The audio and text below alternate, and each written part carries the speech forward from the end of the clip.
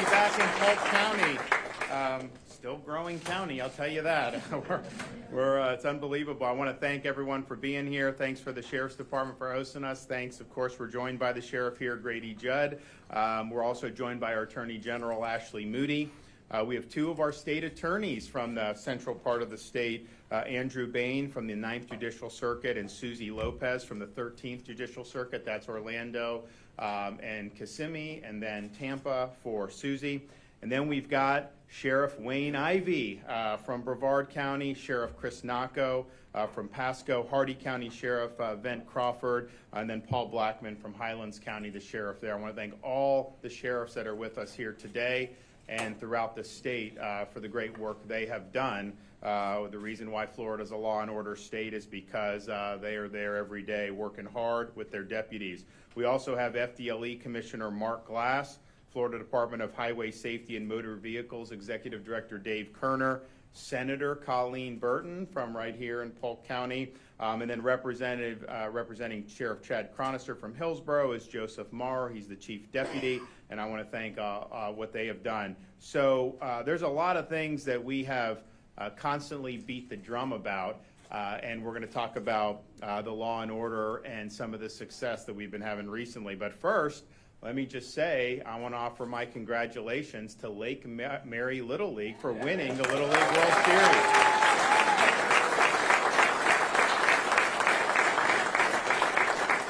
We've had very rich baseball, Little League, high school ranks all the way through in Florida for a long time.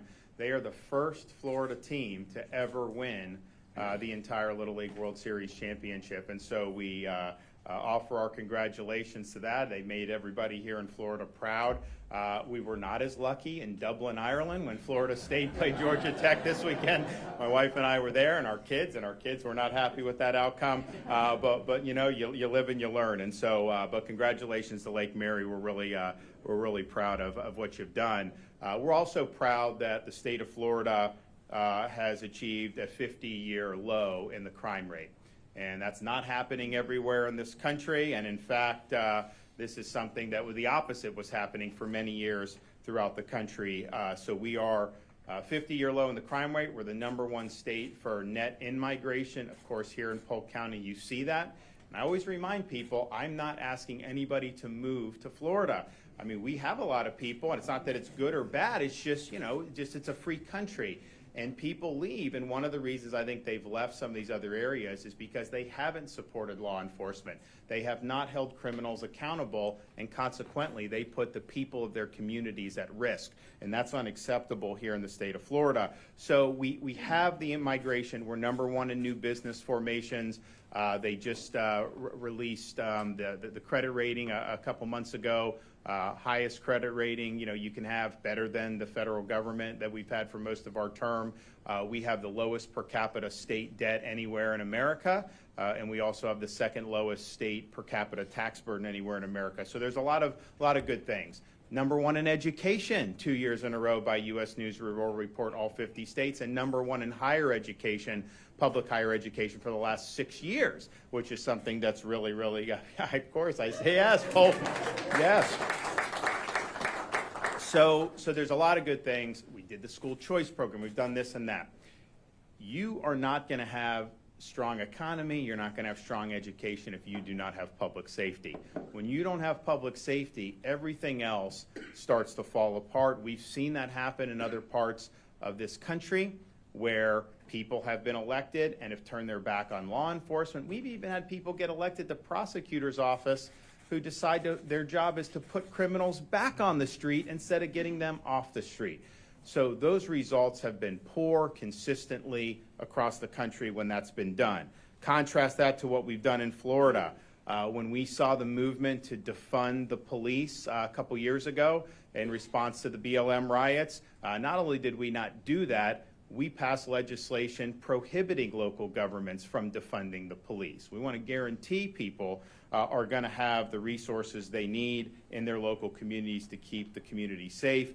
We also increased penalties for people that riot and loot and engage in mob violence. Most of these other places around the country at that time, they were giving these people a slap on the wrist. Well, what do you think is going to happen? They're going to do it again.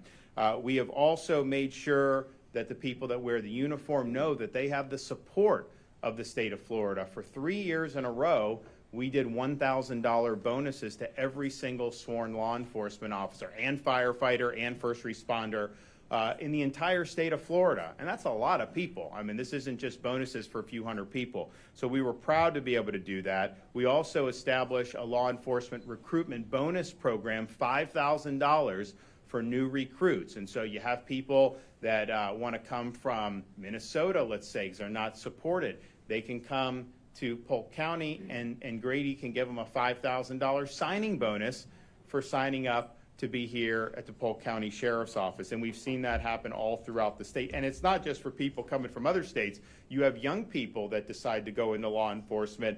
If they make that plunge, then they can get the $5,000 signing bonus as well. So we're proud that the legislature has continued to re-up that. It's really, really meaningful. We've also increased penalties for drug dealers by increasing the mandatory minimum sentence for trafficking deadly fentanyl.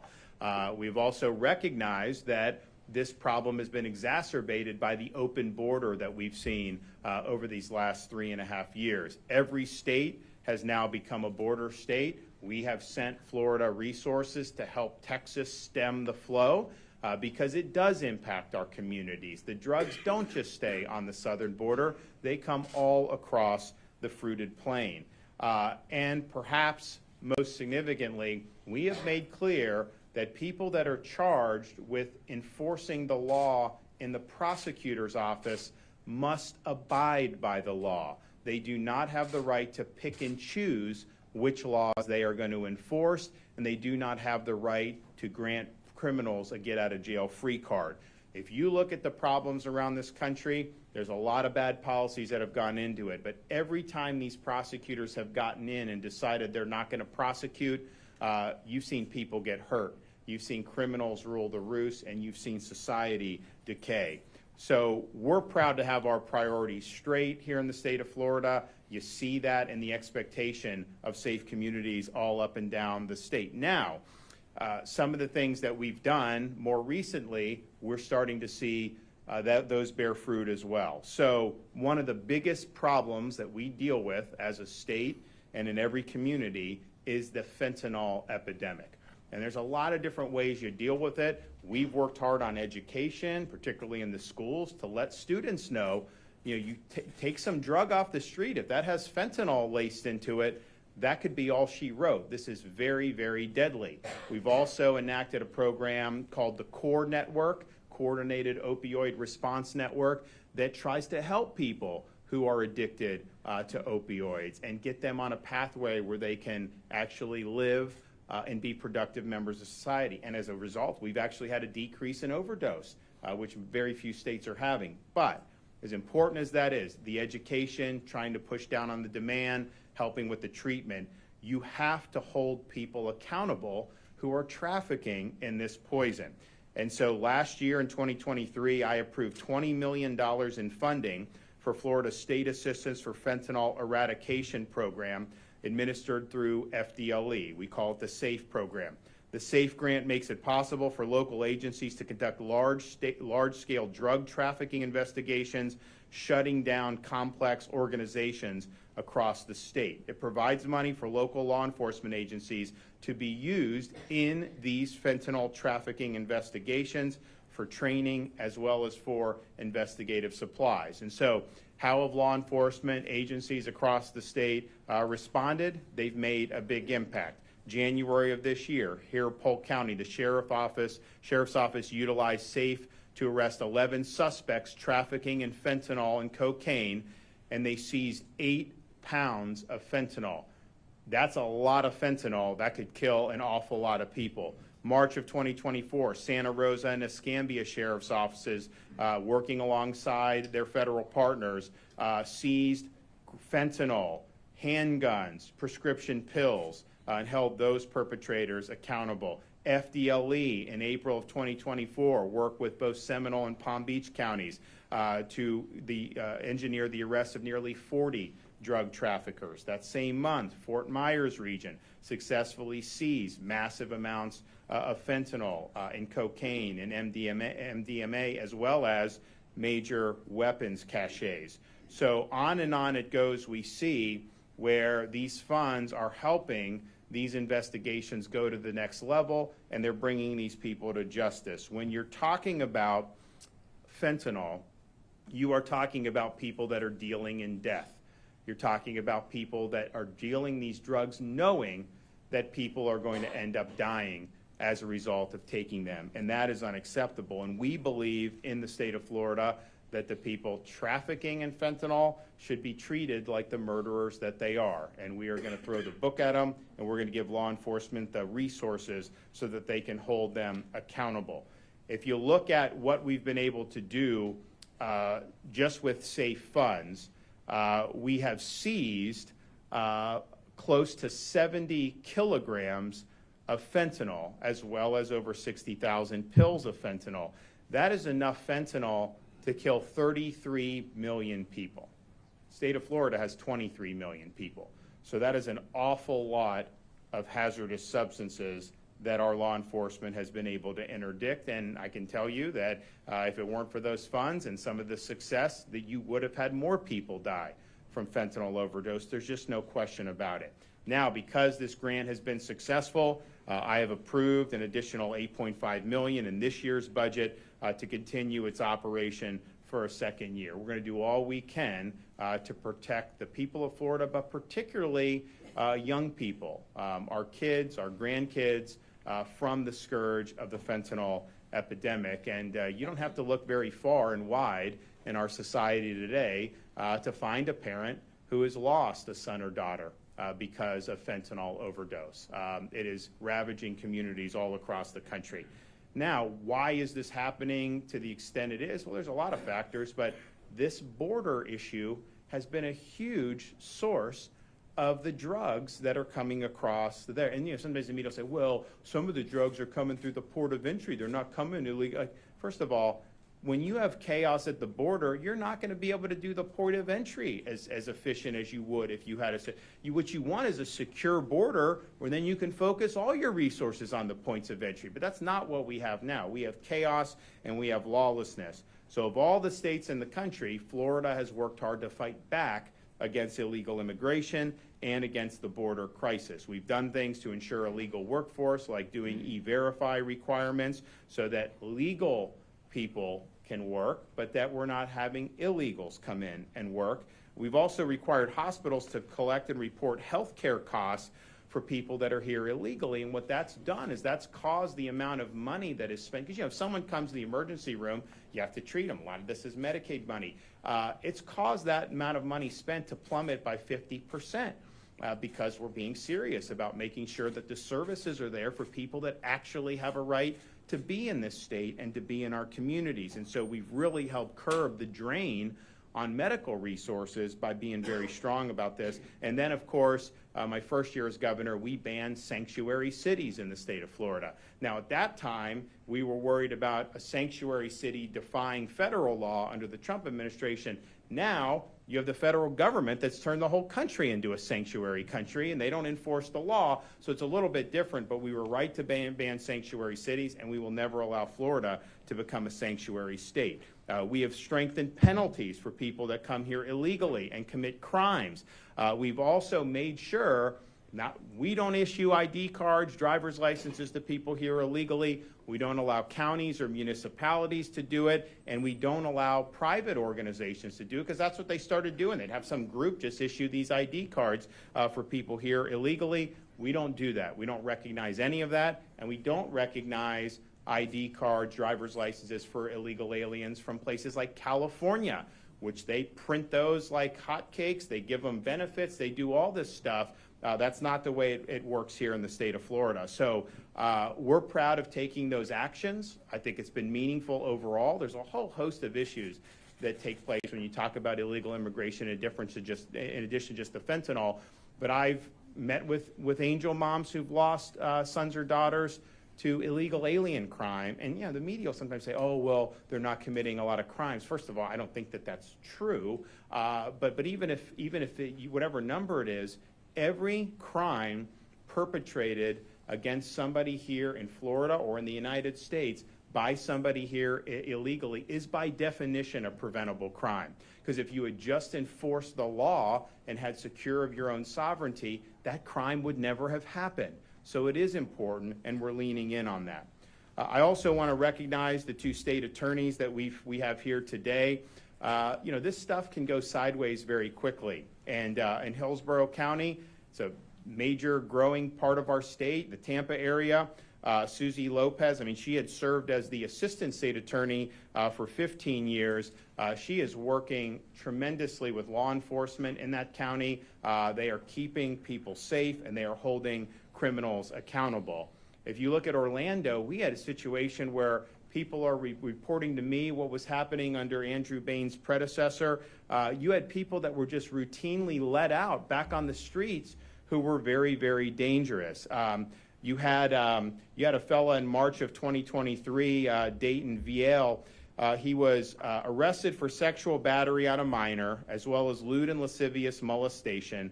That arrest was made while he was already on probation for another offense, and yet he was let out on bond and thereafter shot two Orlando police officers. November of 2022, 17-year-old Lorenzo Larry shot and killed his pregnant girlfriend. Larry had previously been arrested in May of 2022 on several charges, including carrying a concealed firearm, possession of a firearm on school property, and criminal possession of a firearm by a minor, but he was released after all of those arrests. And then in October 22, minor was arrested on first-degree murder charges with the firearm. That shooting was captured on video. 1 month later, State Attorney Bain's predecessor inexplicably filed a petition to reduce the charge to mere firearm possession, and that individual was placed on probation. So these decisions have really significant consequences. State Attorney Bain has reversed that disposition and is holding criminals accountable. And that is what we expect for people who are involved in law enforcement. Don't turn criminals back on the street. Don't let the inmates run the asylum. You need to care more about protecting the general public and innocent people than you do about coddling the criminals who are causing so much problem in the first place. So thank you for doing that. If you look around the country, Los Angeles, they have one of these progressive prosecutors. They are up in murder 56% since their current prosecutor took office. That is not an accident. That is a result of policies that are allowing the criminals to be put back on the street. Philadelphia, under their current progressive district attorney, murders and shootings climbed over 50% during this tenure. Again, this is not rocket science. When you put people back on the street who are dangerous, they are going to commit more crimes and reoffend. So we are standing with the prosecutors in this state who enforce the law. We're standing with our sheriffs and our police department who are doing the difficult work of bringing these really bad people to justice. I'm proud of the success that we've had with the SAFE program. I think it's interdicted a lot of fentanyl. I think it's saved a lot of lives. So for all the sheriffs that are here, Grady Judd and all his colleagues, thank you from me as governor on behalf of the people of Florida for the great work that you do. And so we're going to continue to do what's right for the state of Florida. We understand that that law and order is the foundation of any type of success we can have as a local community, as a state, and eventually as a country. So you can count on us to stand for law and order. You can count on us to stand for what's right for the people of the state of Florida, and we will hold the bad guys accountable and bring them to justice. With that, I'd like to turn over the reins to our Attorney General, Ashley Moody.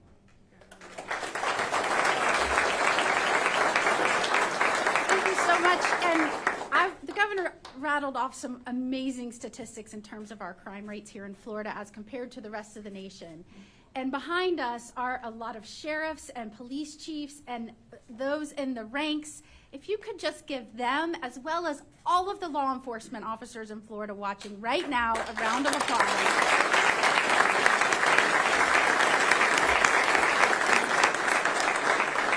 wake up every day not knowing how that shift will end. And for those of us that sign up to be representatives of the people and do these jobs, we don't do that every day. And that deserves the respect and admiration of all Florida. And so thank you for helping us do that. You know, you heard the governor talk about Florida and how different we are from other states and what we're seeing as a result of that. You know, we lead in net migration. Businesses are being created here at record rates. We're breaking tourism records. And you heard him say that's not by accident. It is not by accident. It is because of accomplishment. And that accomplishment is based on good policy decisions, but it doesn't stop there. Because you can have folks like us stand up here all day long and talk about good policy, which is what we see a lot around this nation, even in the States sometimes. It's about policies and the hard work of implementing those policies, because policies without implementation are nothing. And the same holds true for enforcement of our laws. We can have the best laws on the books. In fact, since this governor got in office and our great legislative leaders, with the help of our law enforcement officials, we've strengthened our retail theft laws. We've tightened up our bond and bail laws to make sure repeat and violent offenders aren't on the streets. We've given more resources to law enforcement. We've done law after law to make sure we are proactive on some of the national trends as it relates to crime. We don't sit back and wait for it to infiltrate Florida. We're proactive in our laws and setting up a barrier and make sure it can't come into our state. But we can enact laws, but if they're not enforced by the men and women standing here and the prosecutors that take the arrest, take the baton from law enforcement and carry it through to conviction and putting criminals behind bars, if any part of that process breaks down, that is where you see a weakening of your civil society. That is where you see chaos in the streets. That is where you see protests allowed to go on and on and on, to where students take over buildings and things start burning. And what happens when they're arrested in some parts of the country? They go into jail, they get revolved right back out, and their supporters are waiting for them to give them a round of applause. That's what happens when you have laws on the books, but you don't have law enforcement that implements them, and you don't have prosecutors that carry it through to conviction. That is not the case here in Florida. People are very tired of scam politics. You know, I do a lot with fraudulent and deceptive trade practices as the Attorney General. People are tired of politicians and government officials standing at a podium and talking about how they protect their citizenry, they protect their states, they protect their cities, and then they do nothing to follow up that professing of supporting certain policies with implementing them to protect their people. You can look no other than Gavin Newsom, who was bewildered one time when people were fleeing with merchandise out of the store, and he said, "I don't understand. We have the toughest retail theft laws in the nation." Laws are nothing if they are not enforced. I am so proud of two people standing up here today, Susie Lopez, who is the current state attorney in Hillsborough County, the 13th Judicial Circuit, and Andrew Bain, who's the current state attorney in the 9th Judicial Circuit. Both were judges. Both had a job where, let's say, they were protected by the bench, so to speak. And they were willing to give that up, to step up and say, we will not live in an area, in a jurisdiction where people profess to want to enforce the law and be the top cop and be the prosecutor, and when it comes to laws they don't agree with, they just refuse to do that. They refuse to do the job. That is not a government by the people. And so I am so proud of them for leaving the comfort of the bench. I mean, the judges that are watching would disagree. They would say it's the hardest job in the world. And I was a judge for over a decade, so I can say this. They left that job that they probably worked their entire careers to secure and achieve. It is the pinnacle when you work in the legal profession. And now they are doing the yeoman's work of making sure the people's laws are carried out and enforced. And I am so proud of them for taking that step. They don't know what their future holds, but they did this on behalf of our state, on behalf of our citizens. Because what these politicians, these scamming politicians, some of which say I want to protect the public and at the same time will support criminals or even bail out criminals and turn their backs on law-abiding citizens, that is not the separation of powers. That is not the people's laws being enforced. That is not how you operate a free society under a rule of law. And these people know it, and they had the courage to step up and said, put me in the game. I don't want to be a referee anymore. I want to be in the game and do the people's work and enforce their laws for them, because those folks that were in there before me weren't doing it. I am incredibly proud of their bravery. I'm incredibly proud of their efforts thus far. And let me just say about our governor and our legislative leaders. It is so refreshing to live in a state where you have someone that says, I want to enforce the law and keep our communities safe. I'm going to be proactive about laws. And then watch him and our legislative leaders go to work. In fact, our sheriffs and our chambers did a study because they saw how different Florida was from other states in the nation. And they called it Building Stronger, Safer Cities. Avoiding dangerous policy off-ramps to secure Florida's future success.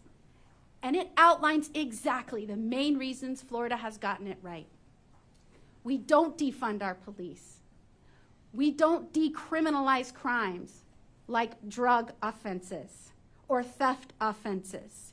We don't allow rogue fake prosecutors to stay in office. We don't allow a revolving jailhouse door and put criminals and repeat offenders and dangerous offenders back on our streets. We hold people accountable, and as a state and as a community, like we started off doing, we support and prop up our law enforcement professionals as a whole. That's who we are, Florida. So I thank you for allowing us to be your representatives of the people and allowing us to make a stronger and safer Florida. Thank you so much. And I'll turn it over.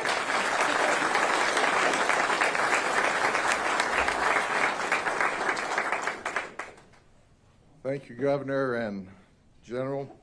Do you know good things don't just happen? People make good things happen. And it starts with the leadership at the top. I can tell you that Governor DeSantis is absolutely the very best. We know he has our back. We know the Attorney General has our back. We know our state attorneys have our back. And what we are doing is we are serving the people. I go all over this county. I talk to people that are Democrats, Republicans, independents, not registered, criminals, non-criminals. They all tell us the same thing. They interact with me. They want to be safe and feel safe. And it doesn't make any difference who they are. This is not a political issue, it's a right issue. Well, I want to applaud Governor DeSantis. You see, because of the safe money, we can seize fentanyl. Now, they've made this fentanyl look like oxycodone. So there are those that think, well, I'm buying oxys illegally. Well, no, absolutely you're not. You're buying fentanyl. What's interesting about that, since January of 23, the Sheriff's Office only in Polk County with our colleagues, FDLE and our different Sheriff's Office and police departments working undercover operations, just in this county has seized enough fentanyl to kill every man, woman, and child in the state of Florida. Because it not only comes in that form, but look at this. That's all the fentanyl that it takes, 2 milligrams to kill you. Over 250,000 people have died in the United States since 2018 from overdoses of fentanyl. That is shocking. It's coming to us across the border from Sinaloa, Mexico, where they put it together. I want you to think about this a minute. If any other issue had have cost 250,000 lives in the last 6 years, this nation would be outraged. Well, why aren't we outraged about children dying? It's coming across the border. The governor spoke of the border. I want to show you, this is an unsecured border. Even those that are tone deaf can see that you can come into this country without obstruction. Heck, they come in without obstruction and then turn themselves in to be processed. We call it catch and release, and then walk out the back door with a notice to appear, which they never, ever show up. But let me show you a secure border. Do you see anybody crossing this border? No. The governor of the state of Florida is there. I'm there. Sheriff Ivey's there. The attorney general's there. Sheriff from Arizona's there. And there's a secure border. Do you know how this border got secure?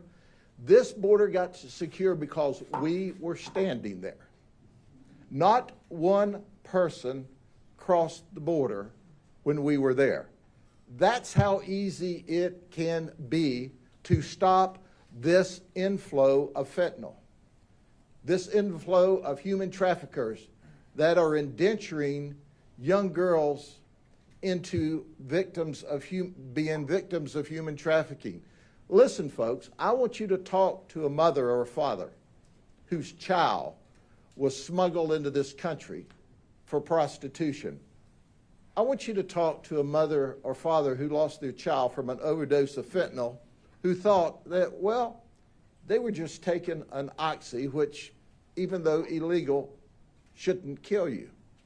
But the reality of it is, in this state, you're safe and you feel safe because, guess what?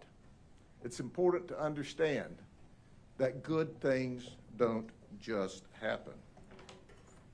But here's how easy it is to get across the border. You don't need cross trainers.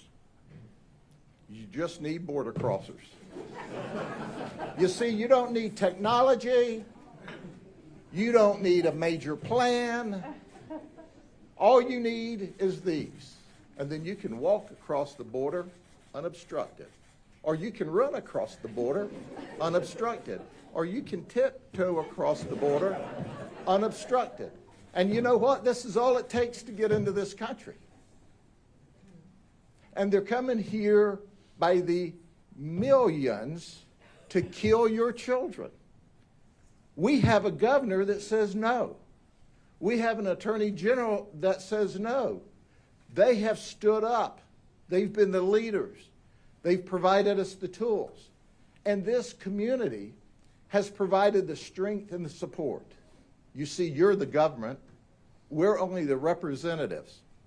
Our promise to you is we'll continue to put bad guys in jail. Governor DeSantis, we're successful of backing these guys up when it comes to selling fentanyl because of you. God bless you. And by the way, we got to sign these. We're going to auction them off and give the money to the charity, okay?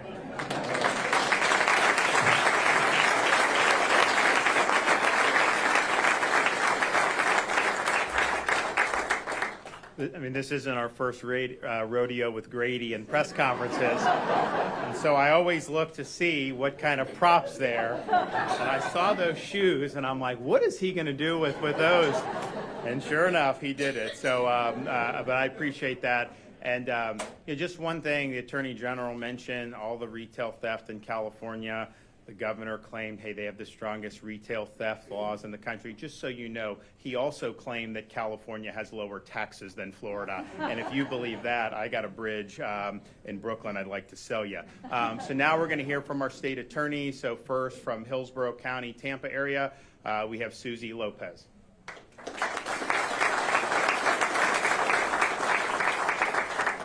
Thanks, Governor. I'm Hillsborough County State Attorney Susie Lopez, and I am proud to say that over the last 2 years, we have righted the ship in Hillsborough County. We've done that by repairing our relationships with law enforcement that were so badly broken under my predecessor. Our law enforcement officers used to arrest criminals, and they would turn back up on the same street, in the same spot, just a few hours later, committing the same crime. Why? Because my predecessor, Andrew Warren, didn't think those crimes were important enough to prosecute. If you don't believe me, ask the men and women in uniform in Hillsborough County. The truth is, all crime is important to fight, because whether you're committing retail theft or an act of gun violence, you will be held accountable under my watch in Hillsborough County. And the word has gotten out to criminals. They know there's no more Andrew Warren get out of jail free card. Our strategy of supporting law enforcement instead of criminals is working, and we have the numbers to back it up. There's been a lot of talk on Twitter in recent weeks about crime stats. The truth is, our community is a safer place than it was 2 years ago. The numbers I'm about to give you are brand new, literally hot off the presses, and they come straight from our law enforcement partners. This year alone, the Hillsborough County Sheriff's Office has achieved a nearly 15% decrease in overall crime. Sexual battery is down 46%, robbery is down 27%. In Tampa, the largest city in Hillsborough County, we have seen a 10% reduction in overall crime. Violent crime with a firearm is down 11% in the city of Tampa. Now, these are some incredible numbers. And our community is safer because of the men and women who choose every day to put their lives on the line for you and me. We're also working together in the fight against fentanyl and the fentanyl crisis in Hillsborough County. One of my colleagues had a doctor's appointment this morning. She and the nurse were chatting, and the nurse asked where she worked, and she said she worked at the state attorney's office. And the nurse teared up and said that last year her son bought what he thought was a Xanax. You know how this ends. It wasn't a Xanax, it was fentanyl, and her son died. Fentanyl has touched every office, school, church, business in this county and every other county in the state of Florida. But the good news is fentanyl overdose deaths are down 8% this year. Prosecutors in Hillsborough County are going after drug dealers to hold them accountable for selling this poison, because that's exactly what it is. It is poison. In fact, just a couple of weeks ago, this month, one of our prosecutors tried a case. It was a first-degree murder where the theory of prosecution was that the person who was charged, the defendant, sold fentanyl to someone who later died. First-degree murder, as you know, carries a mandatory life sentence. The jury came back and found that defendant guilty as charged, and that man will serve the rest of his life in the Florida State Prison for selling that poison to that young man. Drug dealers in Hillsborough County now know, and they know they're going to be held accountable. Everyone here today standing with me stands together in the state of Florida because we all want one thing. We want law and order, a peaceful community. We want a safe place to raise a family, open a business, or simply to enjoy retirement. We stand together, all of us from different jurisdictions, because the bad guys don't care about where the county line is. Drug dealers who sell in Hillsborough today, God love them, they may sell in Polk County tomorrow. Crime knows no boundaries. They'll deal with Grady Judd in Hillsborough County. They'll deal with the Hillsborough County Sheriff's Office in Hillsborough. We will hold you accountable no matter where you are. But if we don't work with our law enforcement partners, we go back to a time when we were holding the hands of criminals instead of victims. Now, I realize what our law enforcement community has done by reducing violent crime. That is an incredible, incredible feat. And I will stand with them, and I do stand with them every day to make sure we continue the trend in that direction. But we all know that these numbers don't comfort a crime victim. It's why I've committed to personally meeting with every single family who's lost someone as a result of a crime in Hillsborough County. They used to get a form letter in the mail that said thoughts and prayers. That's not good enough for me, my administration, and certainly not my community. I've met with over 130 families who have lost someone as a result of a crime, and these are crimes going back as far as 2018. So for the last 6 years, I've had the honor of sitting with these families to make sure that they know who it is that's fighting for them and fighting to get justice for their loved one. The truth is, the best way that we can support crime victims, though, is to work hard to make sure there are no more crime victims. We do that by working with our law enforcement partners every single day to hold criminals accountable. We don't experiment with the law. We tell people what the law is. We expect them to follow it, and we will hold them accountable. Thank you to Governor DeSantis for your strong leadership, for giving prosecutors and our law enforcement officers the tools that we need to fight crime in our community and to make our community as safe as it can be. Thank you.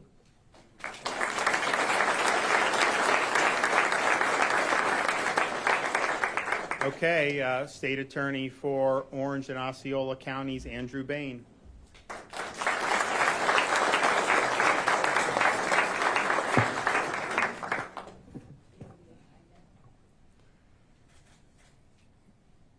Good afternoon, everyone. Carlos Pena, Samuel Frederick, Noah Polanco. These are 3 victims of the fentanyl crisis that plagues our community. Late last month, our grand jury in Orange County, because of the work between my office and the state attorney's office in the 9th Circuit and the Orlando Police Department and Orange County Sheriff's Office, combined to work together to remove one of the most dangerous gangs off our streets. We weren't able to save these 3 lives, but I promise you, we will hold the people accountable for losing them. This drug is the most dangerous plague that we have seen since when I was a young child, when crack started taking over. It's even worse. It's being hidden not just in oxycodone pills, in candy. We've seen it in pencils. We've seen it all over our community. And we have decided to fight back. My office will continue to fight back. We will hold people accountable that decide to commit mayhem, murder, and endanger the lives of the people of the 9th Circuit. They will face justice. And not my justice. They will face the justice that the people of this community has prescribed. Because the laws that we pass in our legislature are designed from the people. That's the beautiful thing about our country. There's no dictator or king assigning what is to be the law of the land. It is the people and their representatives that send them to Tallahassee that decide what the law of the land is. And my job, unlike what the governor has, is not to veto that law. My job is to enforce that law. My job is to hold the people accountable that harm the people in our community. And we have done that. We'll talk about stats. We talked a lot about numbers, but it doesn't, again, deal with the victims. The victims don't care about our numbers. When I go to meet with a family that's lost their child, when I go to meet with a family that their child has been abused or is human trafficked, when I meet with human trafficking victims, when I meet with the various people that are harmed by the people that want to do harm in our community, that are dangerous in our community, they do not care about our crime stats.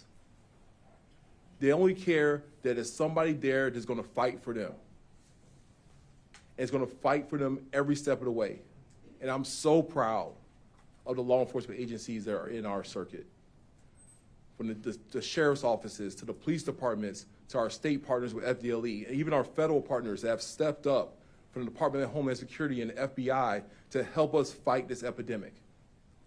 And I'm thankful for the leadership of our state because that's what allows us to do this job that we love so much. I'm thankful for General Moody because she pointed out a thing that it's hard for me to express to people. Both Susie and myself gave up our dream. And some people will say, well, it's because the governor told you to do it.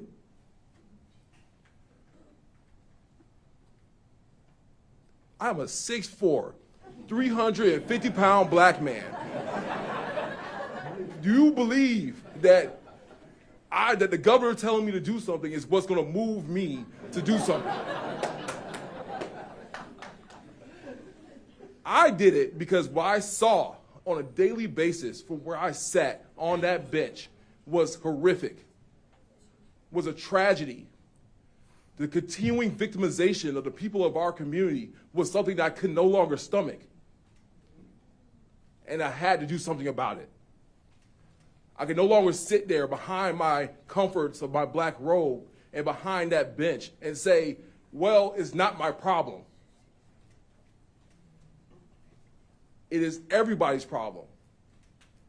And I built my career before this on protecting the people around me. And I will always be the person to step up first to say, send me, I will be there for you to protect you. And we will continue to do that on a daily basis of the people in my office. And that's what I commit to doing when I tell my people that work for me, the 400 people that work for the state attorney's office that I love, I go to war for every single day, that we will be there to fight for you. And that is what is the most beautiful thing about doing this job. And I want to thank everybody that's behind me for the courage that they have every single day to do the leadership and the job that they do.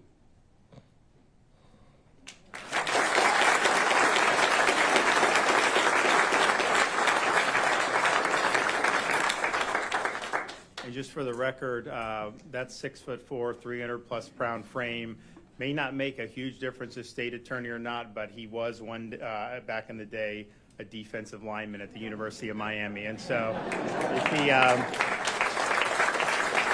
got a prediction for Saturday's game? Okay, all right. We have Miami playing at Florida this weekend in the Swamp, so it should be a good one. One final point just about, because we have these state attorneys, and you have Susie's obviously in Hillsborough County. That's the entire circuit there. Andrew Bain has Orange and Osceola. We have some state attorneys that have even more counties. Some, we have a bunch that only have one, Palm Beach, Broward, whatnot. It's not just an issue for whatever that one county is, because if you have a prosecutor in, say, Hillsborough that's releasing criminals back on the street, you don't think that's going to impact what Grady's doing in Polk County? Of course it will. You have somebody in Orange County releasing on the street. You don't think that's going to end up affecting people like Wayne Ivey over in Brevard? Yes, it will. And especially Polk, you're sandwiched in between these two judicial circuits. It's really important that we have uniform enforcement of the law all up and down the state, but particularly up and down this I-4 corridor. So everyone that's been involved, thank you for your efforts. It has paid off. There's a lot more work to do, but we are not going to let Florida go down the road of some of these places like has happened in Baltimore and Philadelphia and Los Angeles. We are going to maintain our commitment to law and order. And with that, I'm happy to take a few questions. Yes, ma'am. I actually have two questions on two different topics, if that's okay. Sure. First, the state parks issue, there's been a lot of bipartisan backlash to the DEP proposal. I know one developer has dropped out. How did that come about, and what does the future hold for that proposal? So this was something that was leaked. It was not approved by me. I never saw that. It is they're going back to the drawing board. Talk to your local communities. Here's the thing. I'd rather not spend any money on this, right? I mean, if people don't want improvements, then don't do it. And so that'll be something that citizens can be able to do. They're not doing anything this year. They're going to go back and basically listen to folks. A lot of that stuff was just half-baked, and it was not ready for prime time when it was, and it was intentionally leaked out to a left-wing group to try to create a narrative. Since I've been governor, we've added over 250,000 acres to conservation land. We established a Florida wildlife corridor. So we've done a lot of stuff. And on the state parks, if there does need to be improvements, we're not going to take away any green space. We have an existing footprint, and you do. But I mean, if we do nothing, then that's fine with me. Now, the one issue of the folds of honor. So first of all, we're not getting into the golf course business in the state of Florida, but we had one charity, Folds of Honor, which uses golf to be able to raise money to support the families of fallen service members and injured service members with scholarships. And they also do that for first responders, those killed in the line of duty and those injured in the line of duty. And so they had a proposal. It wasn't approved yet. There was a lot of vetting that needed to be due to take this abandoned military base in Martin County, convert it into something that can be really nice, that would make the general public be able to afford doing it, because this stuff can be expensive, and then take the proceeds and use that to fund the scholarships for the military families and for the first responder families. But that is what they're doing. It wasn't like they were going to make a lot of money. Now, they're not in the business of courting all the controversy. So people down there, a lot of them were upset about it. Some was misrepresented as if they were going to try to take away all this unspoiled land. No, there was almost 1,000 buildings on that base back in the day.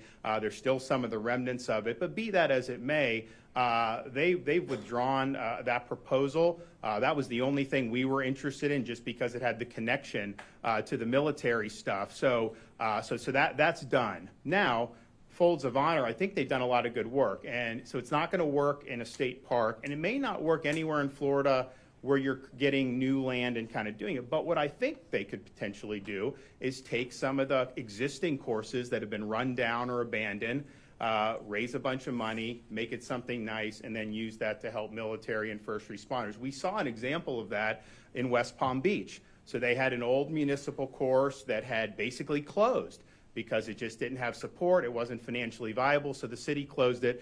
So you had a group of guys in Palm Beach area. They raised $50 million.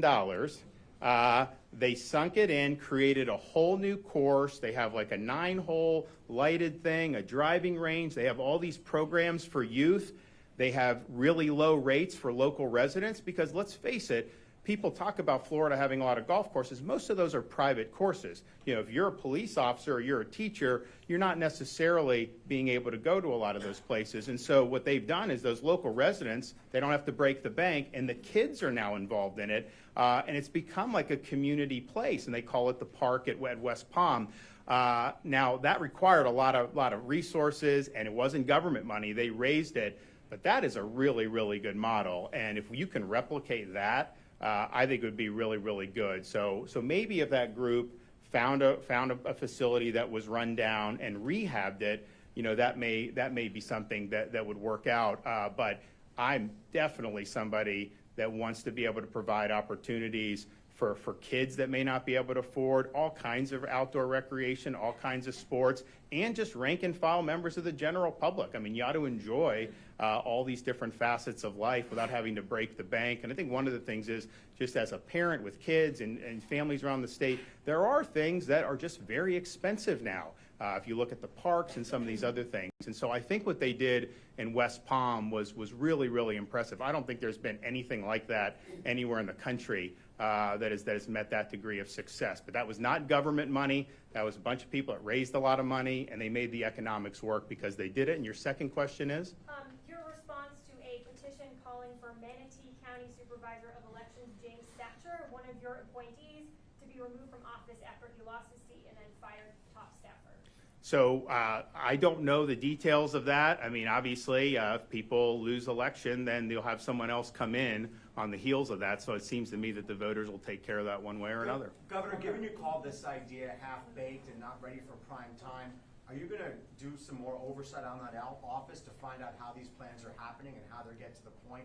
So it's my understanding. I mean, so there's some of these things like people have requested improvements for different things. Some of the campsites, all these things. Like, look, as governor, I'm not refereeing how big this campsite is or that. I mean, it's just not things that I've been getting involved in. But this was done intentionally, given to a very left-wing group to try to create a narrative that somehow, you know, the state park's going to become a big parking lot or something like that. That's obviously a phony narrative and was never true to begin with. But nothing has been approved, and they are going to go back and listen to folks. And as I said, as governor, I am totally fine to just do nothing and do no improvements if that's what the general public wants, and that's fine with me. Governor, what was your April 10th meeting with Folds of Honor about? So they talked about potentially doing something in the state of Florida where you had they were going to honor the Tuskegee Airmen with a facility, and they were kind of in the stages of developing some ideas along the lines, and then helping the military families and helping the families of first responders. I think they've given a lot of money over the years. Of course, they have operations throughout the country where they've given millions and millions of dollars to fallen, the spouses and dependents of fallen service members, injured service members, and then they've recently expanded that into first responders. And so those are the types of things that we've worked awful hard on in the state of Florida. And if we can leverage some of these resources to do it, you know, that could have big benefits for the state. Now, not going to happen at the Camp Murphy site in Jonathan Dickinson, but maybe they will be able to find a site, maybe an existing course where they can rehab, show it some love. They're going to have to raise a lot of money. And even what they were proposing at Camp Murphy, the state was not going to give any money. They were going to have to raise tens of millions of dollars to do it. I don't know if that was ever even feasible, but the economics of this can be very tough. And so you need to be able to raise that resources if you want to be able to offer something to the public that doesn't break the bank. West Palm did it, but West Palm also has access to all those people living across the bridge on Palm Beach who can write big checks. We don't necessarily have that in every part of this state or every part of this country. Governor, two-parter as well, if you don't mind. First one, a report out of Tallahassee this morning. State Rep Randy Fine blasting your recent trip to Ireland that you brought up, calling it an anti-Semitic country. Do you have any response to that? So we went over there to cheer on Florida State against Georgia Tech and the Republic of Ireland. And all I will say to that is, I think about just every lobbyist in Tallahassee made that trip. So is Representative Fine going to stop taking the money from all the lobbyists like he's been doing? I'd like to see his answer to that. And then next question. A lot of talk about this LGBT travel info that was taken off the Visit Florida website a few days ago. Were you aware of those changes? I was aware after the fact. I mean, look, our view as a state is we're the best place to visit. We're open to all, but we're not going to be segregating people by these different characteristics. That's not how we've done business in any of the things that we've done, and that's just not how we're operating. So we have people from all walks of life that come. They enjoy the state of Florida, and that's, I think, the way the policy has been. So I'm not sure how any of that stuff started or this. I am aware of it now, but I think nothing really changes in the fact that Florida is going to remain a great place to be, and we're proud to have, you've had over the years a lot of activist groups call for travel advisories against Florida just because they don't like that, they don't like certain policies that we're bucking the left on. And as they've done that, I think we've continued to set tourism records. So, in fact, the second quarter, we had the largest second quarter that we've ever had in the history of the state of Florida. So we keep doing that, even as, it's not like the economy nationwide is all peaches and cream, and yet Florida continues to be a really big engine. So we're proud of that. We're going to continue to be a great place for people to come and visit.